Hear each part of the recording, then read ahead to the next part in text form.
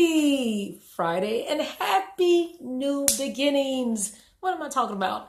We are in a brand new chapter, the first one of the Bible, Genesis 1. And Timothy has asked me, why do we have to, read this? Because every time we read the Bible, it illuminates and shows us something totally different from before. So yeah, we might have read the Bible over and over from front to back, beginning to end.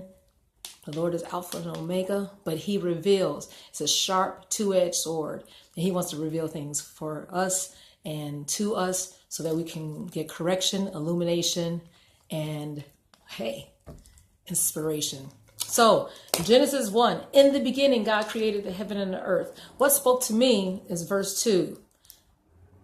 The earth was without form and void. It was empty. And the Spirit of God moved upon. What areas in your life are just chaotic, or perhaps it's just like dry or empty?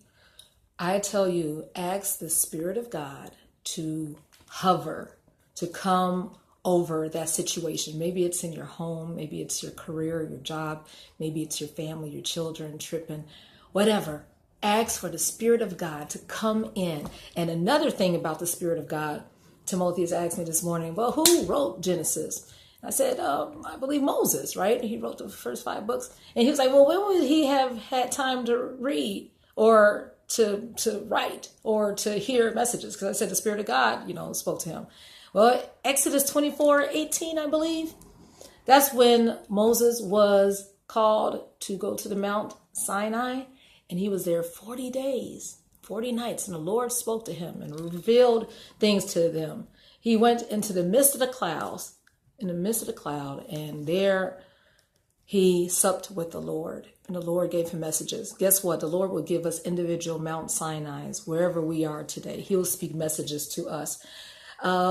Also, what spoke to me is the image of God. That's why we should never, ever say like, oh, this girl is ugly, or oh, this guy.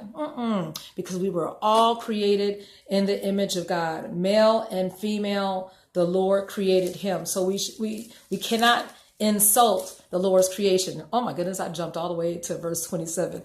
But I'm going to go back to 17 because Timotheus has that. What does that say? 17? Yeah. Your age. And God set them in the firmament of the heaven to give light upon the earth. Okay, so that scripture, he's talking about like the stars and how they lit up the earth. But that was before God put man on the earth, and that was before there was sin on the earth. So now God is placing us on the earth to bring light to the earth. So, hallelujah. So we got to be like the stars, illuminating in the darkness, because it can get real dark right now in the world.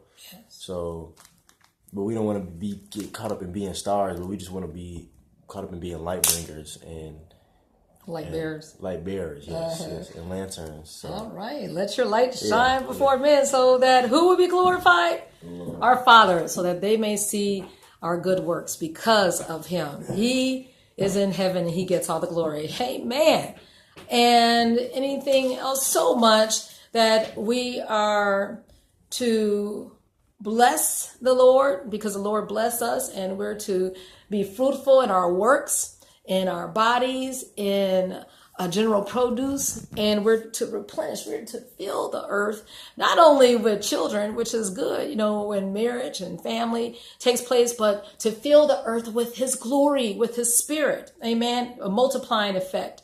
And I tell you, it is just such a wonderful time to have a new start, new beginning. The Lord showed me some things that, Michelle, you do, differently starting here. I go through the Bible every 20 months. So next time, probably, Lord willing, would be August 2020 when I will have gone through it. Okay, have a wonderful day in the Lord and happy new beginnings. God bless.